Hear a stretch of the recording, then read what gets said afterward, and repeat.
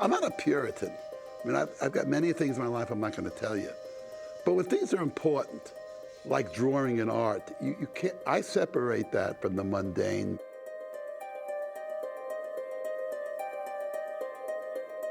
You're being handed an opportunity, but you keep crawling back to Katzenberg and saying, hire me. I want to make $10 million. I want to make $7,000 a week. I want to buy these fancy pants. Well, you know, young directors that work for me, I meet them at parties lately. They got these great pants, you know, these designer pants. I know they made a lot of money, but they're doing Shrek 2, 3, and 4. They think they're doing something. I mean, I'm sorry, guys, if you're young or half young, or get a bunch of guys together and make your own films.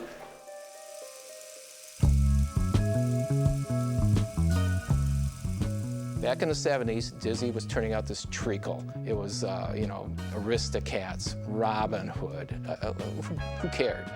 And Ralph came out there and he got my generation, and by extension, your generation, interested in animation again. And it was kind of cool. I think without Ralph, animation would have actually died out. In grade school, I used to doodle a lot, actually. And at that time, I didn't really know the impact my father had on actually art. I just would doodle myself and make little flip books in my journals and stuff for school. And I'd ask my dad, you know, how do I draw an elf? Do you know how to draw an elf? Like, actually not even knowing necessarily when I was really young that he had drawn billions of elves. And Ralph was one of the few who broke through consistently making films, animated films, that were treated an adult audience like adults. So Ralph to me is probably the most significant person in the last 40 years of animation. Some people work very well with my dad. They get him. I've seen it. They love him. They get it. Some people do not work well with him, hate him. He was definitely breaking the rules and taking animation to places it had never been before.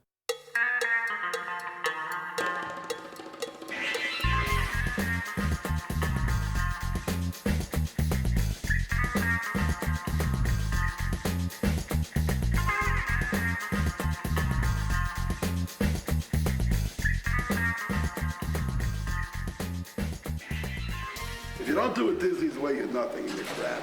And every animator said, yes. Yes, it's the only way, God. Yes, God. You can't do this. Yes, God said you can't do this. Our hands are tied. Why are the pictures bad, Connie? The pictures are bad because we don't have Disney's money.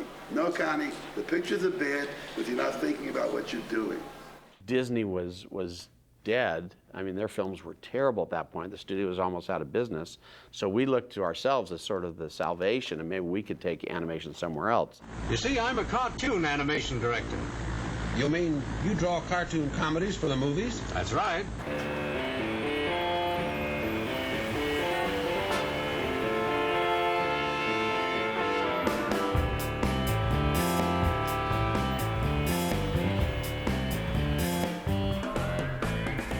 Ralph grew up dirt poor in Brownsville, Brooklyn.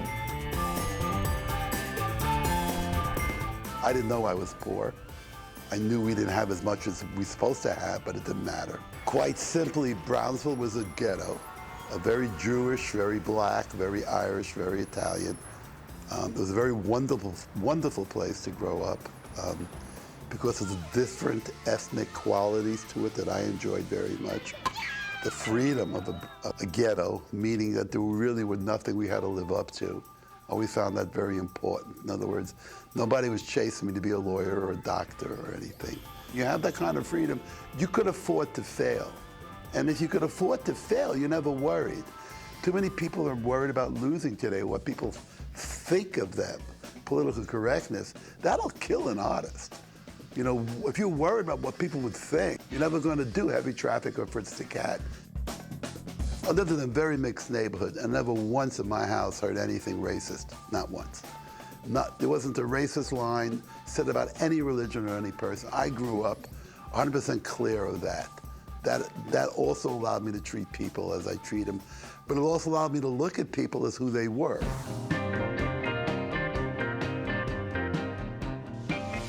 So Ralph just started middle school, and Earlier in the day, he is involved in some kind of food fight in the cafeteria, and he's already in trouble with the principal.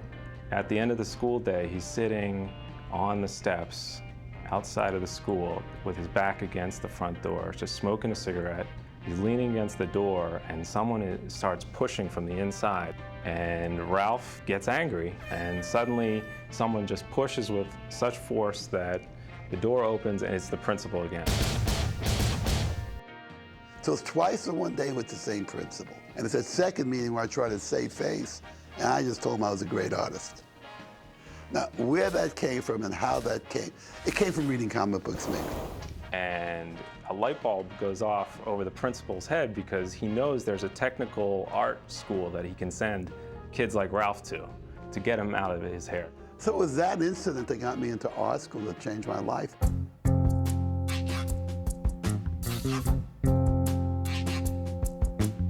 So he told me where to go, and I took it. That creep. Not long after he makes the arrangements, and Ralph finds himself going to Manhattan for the first time in his life.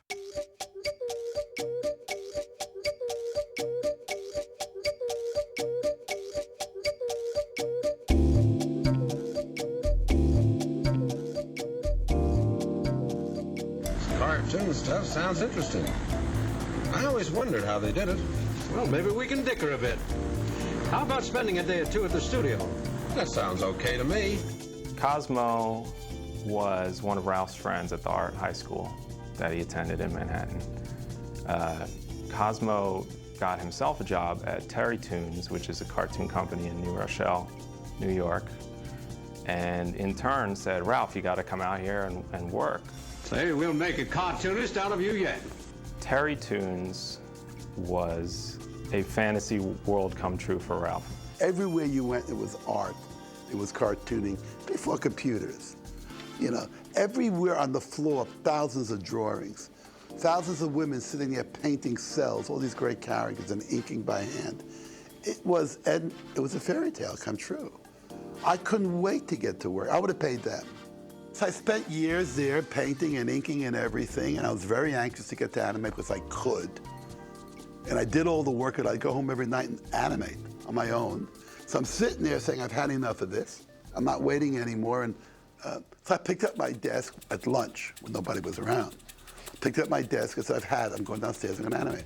And Ralph was the only Jewish person there. You know, he was kind of a little bit of an outcast, and he had the ability and the talent, and he was passed up several times, you know, for promotion and moving ahead. Production manager comes through. He says, what are you doing here? Because he knows I belong upstairs with inkers and painters.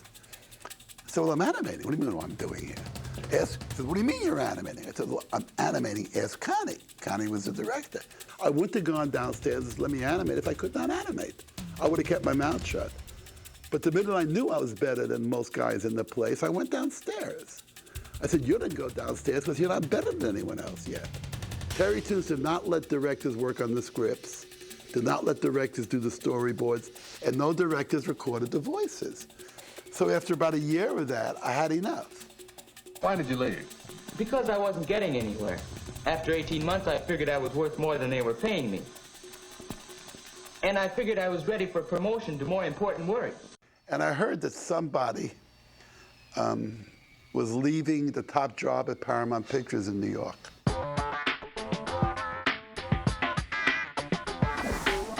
I called someone at Paramount. I said, I'd like to inquire about the job. He says, come on down. And after an hour and a half of talk with him, he hired me. And they gave me Paramount Cartoon Studios to run at, I don't know, 25, 26, I don't know. So I get to the elevator and I'm shaking because I got a whole place to run. And I'm young and I'm very scared. So I'm afraid he's gonna come out of his office and change his mind. So I run down all the 44 floors. Animators don't have to be crazy, but it helps.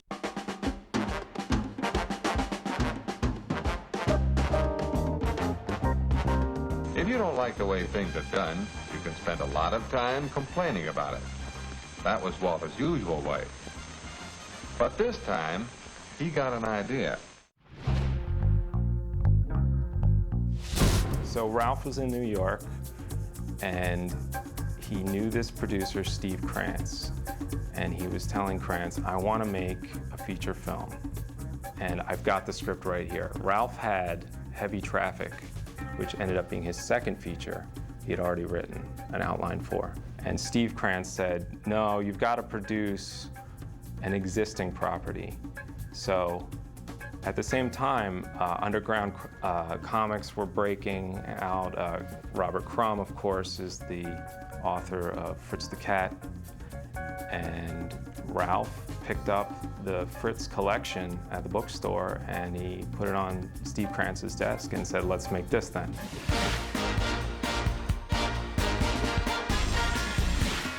Ralph hit a grand slam with this film, his first feature film.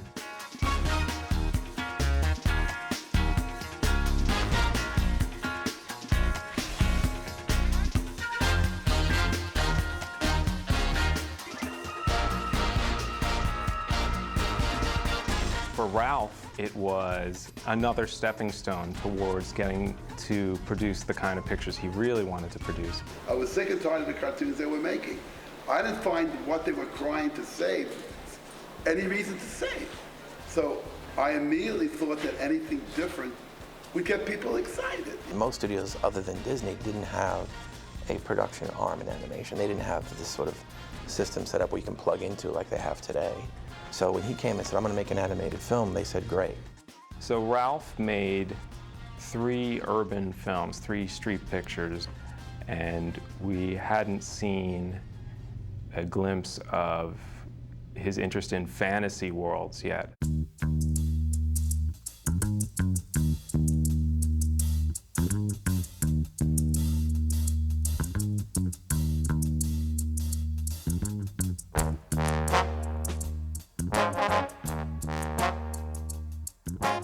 I went to Wizards because my pictures before that, Coonskin, Heavy Traffic, Fritz the Cat, Hey Good Looking, the fights were, look, let me clear something up in this heroic business. The fights were incredibly hard.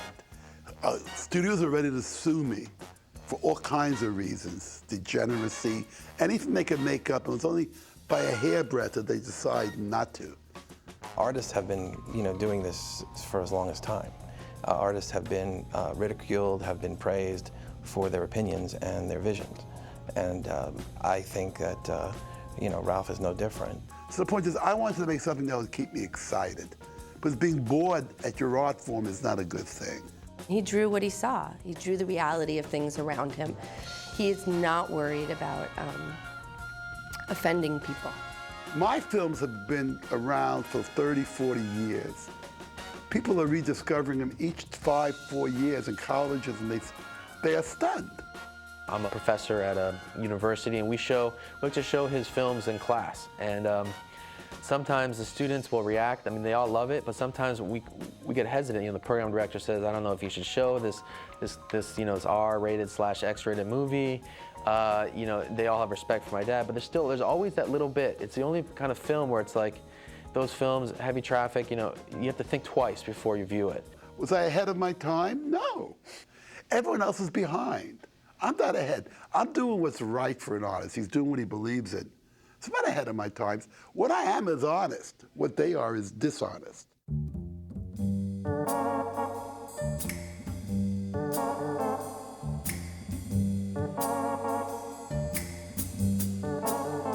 He was never trying to prove a point. He was never trying to show people anything or demonstrate a huge idea. He was just trying to show what is. He always said that his stories he was the quiet guy in the corner just watching. Because I loved fantasies. Then I read Lord of the Rings.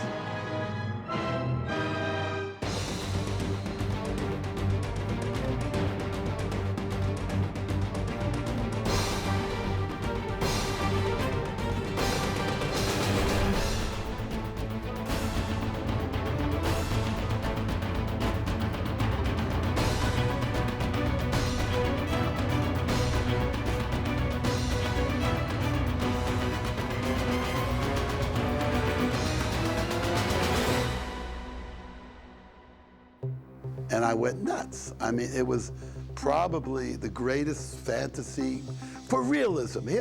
Tolkien is so brilliant, so great. He has a totally believable world he put together. You know, every page, detail on what they're eating and how they look and how they feel. I've never read anything like it in my whole life to this date.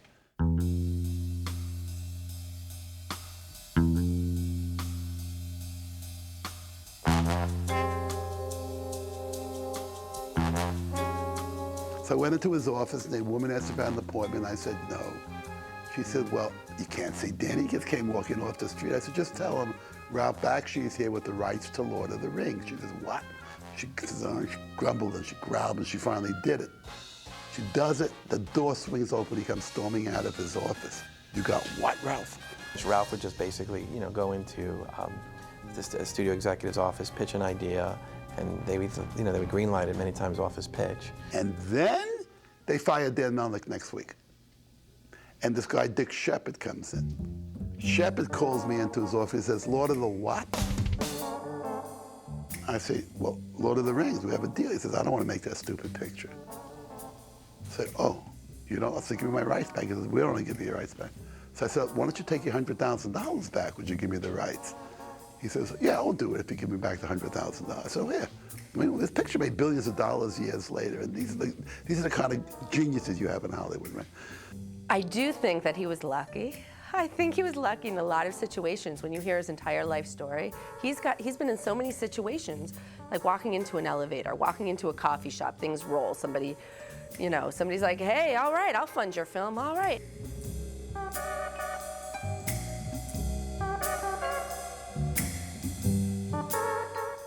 I called him and told him I had the rights. Would he want to do this film with me? He said, absolutely. So he flew down the next day, and we made a deal with Zaentz to do Lord of the Rings. One of the first questions I ask about film production is, how much? Well, how long is a piece of string? A motion picture is not a stock or inventory item. It can cost surprisingly little or involve a budget that would choke an elephant.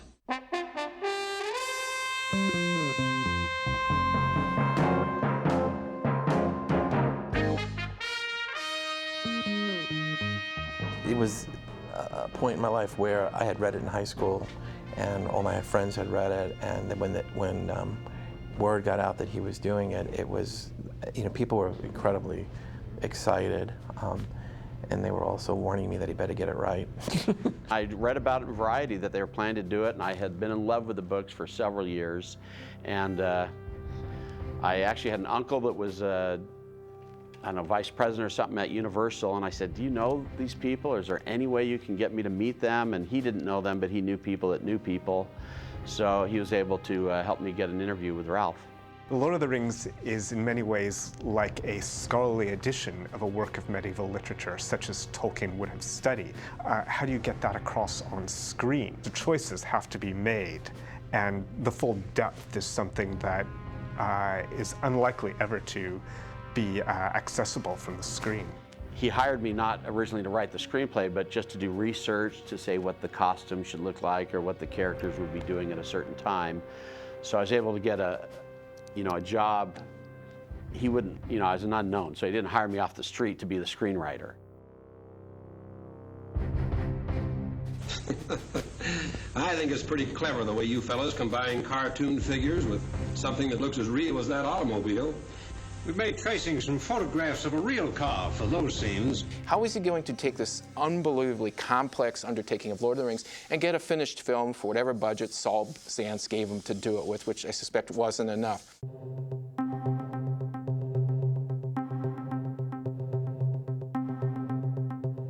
And what is rotoscope? Rotoscope is where you shoot live action and you produce photographs from the live action frame by frame. If you put these photographs on an animator's desk and have them draw over the photographs, you now have a pencil drawing of the drawn photograph. When you flip the pencil drawing, it's going to move just like the photograph, more or less. Well, the rotoscoping technique of actually hand drawing over live action really allowed the film to have a really special look to it, this really fluid movement look that, and allowed allowed the film to have realistic movement on characters like horses or battles. You can't animate that realistically. You can't. From pure imagination, you can't. It's impossible. So I decided to shoot the whole movie. I said, my God, this is the only way to do it. Once I decided that, I knew I could do the movie. Aragorn, go to Minas Tirith. Save my people. Boromir's death is one of the, you know, if you think about it, it's an animated scene, but it feels like a live action film, the subtlety of it, the camera work.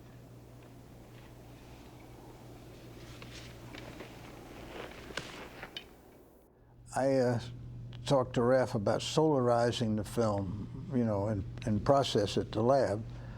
And when you solarize film, it looks almost like a drawing. You know, it's a technique that you expose the film to light while it's being processed. But it has to be just so much light, and it has to be timed just right. But it does give a good effect, and of course, it saved a lot of problems in the battles, you know, with all these people in Madrid. I think that ultimately what Bakshi showed was that The Lord of the Rings could be tackled cinematically, and it could be done in a way without Disneyfying Tolkien. It showed that fantasy and fairy tale were serious adult enterprises.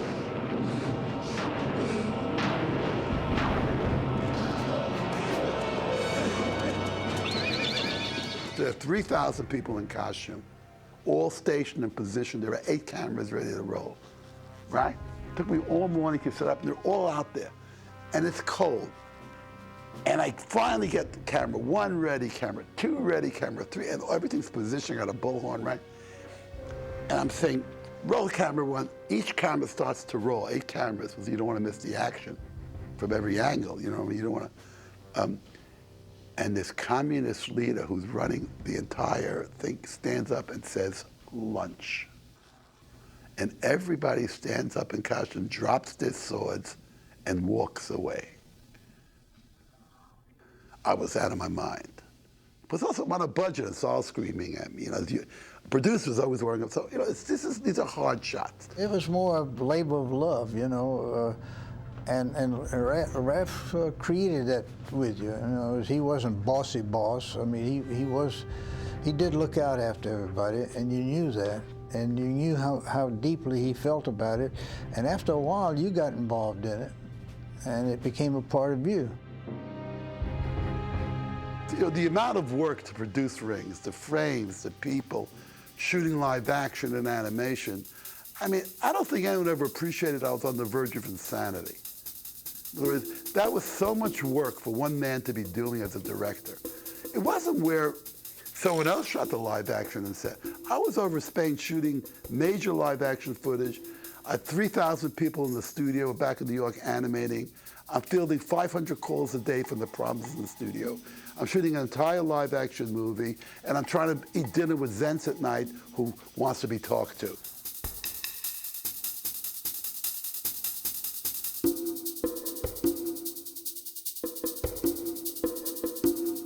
I'm saying, so after a couple of years of that, I was pretty much a basket case. We were working 7 days a week, 12 hours a day. We'd literally leave at 8 at night when it was getting dark and say, okay, I'll see you at sunrise. And you'd come back the next day and you'd work and you'd work and you'd drink coffee. And a lot of people throwing things away, drawing not good, throwing things away. My dad would walk around and people would be like, whoa, and he'd talk to them and they'd draw, no, try this. And I remember I would just walk around and be like, oh, you're so mean. That was a good drawing. And they'd be like, here, kid, you have the drawing. Hobbit hair. I got fired once because somebody did a lousy job on Hobbit hair. And they thought it was my scene, and I got fired. And of course, I was devastated. For several months, I was doing research. And then I wrote the script for him. I wrote 5 pages of the script, just to give him, you know, hint, hint, this is what I've done for a few years, this is what I'm good at. And so he finally gave me the shot. He would give people a break because he needed to. He would do it on a whim, or he genuinely liked something and he would take a chance. I can't tell you how many people he promised would be his next director during the course of the film. That was his big thing. You'll be my next director.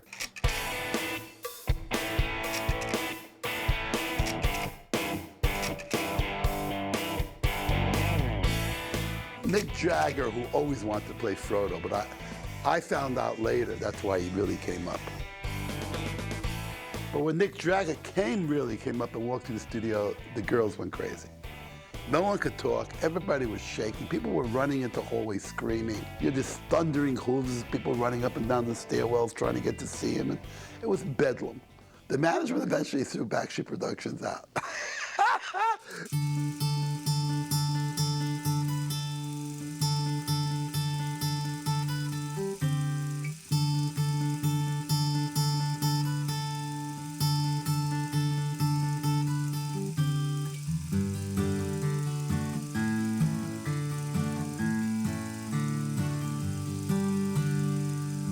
Family never took second place to my filmmaking. If I'm a filmmaker and I'm working very hard, you bring the family to the office, let them crawl around the floor. If you want to see your kids and you can't get home at night, bring them up.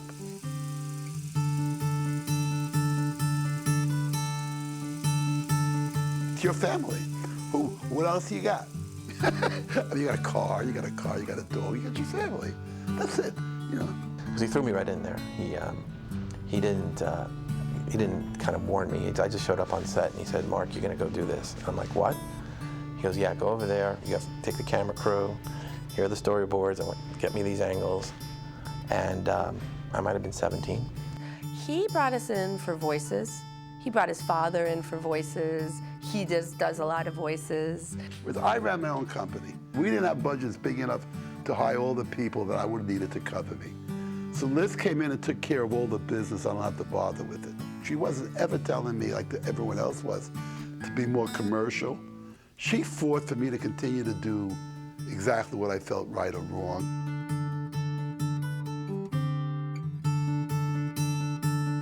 I'd be dead if it wasn't for her. I mean, I'd be a drug addict or gone. It's another story, so.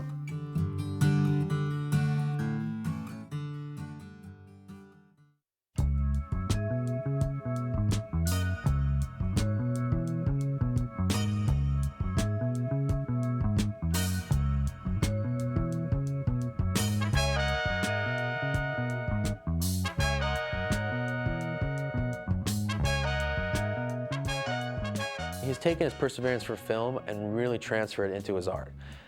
You know, when I go up to visit him, he's on top of the mountain, you know, painting nonstop. He's in his studio, painting all day. Comes out for dinner, goes back in there, paints. You know, goes to sleep, wakes up, paints more. One thing I noticed Ralph had a lot of was perseverance when faced with obstacles. Nothing seemed to steer him off course. If you're an artist, if you have something you wrote, you directed, you produced in your own company, something you truly have to make, perseverance is easy. You sit there crying about getting a job at Disney or things are falling apart. The same thing the old animators were doing when I was a kid. It's all crumbling. It's not crumbling. You're crumbling. What I tell people about Ralph is, whether you like Ralph or hate Ralph, whether you like Ralph's films or hate Ralph's films, he made 8 films in 10 years exactly how he felt like it. He didn't do focus groups. He didn't care what the marketing people said. He did what he wanted to do, and I think that's why he was successful. He got people to give him money to make animation when nobody gave a shit about animation. So perseverance is something you get if you're doing something you truly love. And perseverance is something you don't have if you don't care about what you're doing. You think I would have gone to the extent I went with people and finding them if I didn't care about the films?